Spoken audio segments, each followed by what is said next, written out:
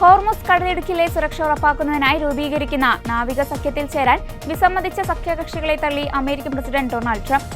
ഈ പ്രധാന എണ്ണപ്പാത സംരക്ഷിക്കാൻ അമേരിക്കയ്ക്ക് ആരുടെയും സഹായം ആവശ്യമില്ലെന്ന് അദ്ദേഹം വ്യക്തമാക്കി.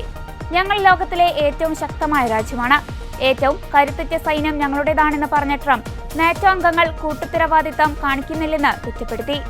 2 ദിവസം മുൻപാണ് ഹോർമുസ് കടലിടുക്കിലേക്ക് യുദ്ധക്കപ്പലുകൾ വിന്യസിക്കാൻ ട്രംപ് സഖ്യരാജ്യങ്ങളോട് ആവശ്യപ്പെട്ടത്. എന്നാൽ ജർമ്മനി, സ്പെയിൻ, ഇറ്റലി തുടങ്ങിയ രാജ്യങ്ങൾ ഈ ആവശ്യം നിരാകരിച്ചു. സഖ്യകക്ഷികളുടെ നിഷേധാത്മക നിലപാട് നാറ്റോയുടെ ഭാവിക്ക് വലിയ ദോഷം ചെയ്യുമെന്ന് ട്രംപ് മുന്നറിയിപ്പ് നൽകി. തുടക്കത്തിൽ യുദ്ധക്കപ്പലുകൾ അയക്കാൻ വിസമ്മതിക്കുകയും പിന്നീട് യുദ്ധം ഏകദേശം അവസാനിക്കാറായപ്പോൾ മാത്രം സഹായം വാഗ്ദാനം ചെയ്യുകയും ചെയ്ത യുകെയുടെ നിലപാടിനെയും അദ്ദേഹം ശക്തമായി വിമർശിച്ചു. ഫ്രാൻസ്, ജർമ്മനി, ജപ്പാൻ, ഓസ്ട്രേലിയ തുടങ്ങിയ രാജ്യങ്ങൾ യുദ്ധക്കപ്പലുകൾ അയക്കാതിരിക്കാൻ പ്രധാനമായും ചൂണ്ടിക്കാണിച്ചത് സംഘർഷം വർദ്ധിക്കാനുള്ള സാധ്യതയാണ്.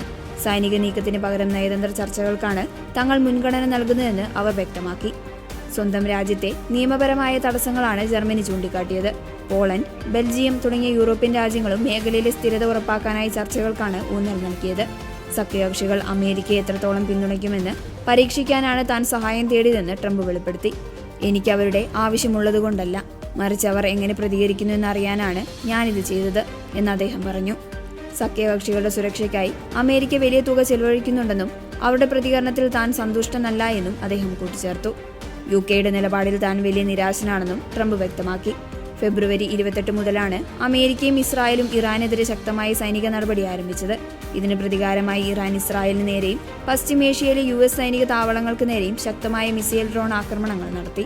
ഇതോടെ സംഘർഷം മേഖലയിലാകെ വ്യാപിക്കുന്ന സാഹചര്യമാണ് ഉണ്ടായത്. ആഗോള എണ്ണ വിതരണത്തിന് 20% കടന്നുപോകുന്ന ഹോർമുസ് കടലിടുക്കിൽ നിലവിൽ ഇറാൻ അടച്ചുപൂട്ടിയിരിക്കുകയാണ്.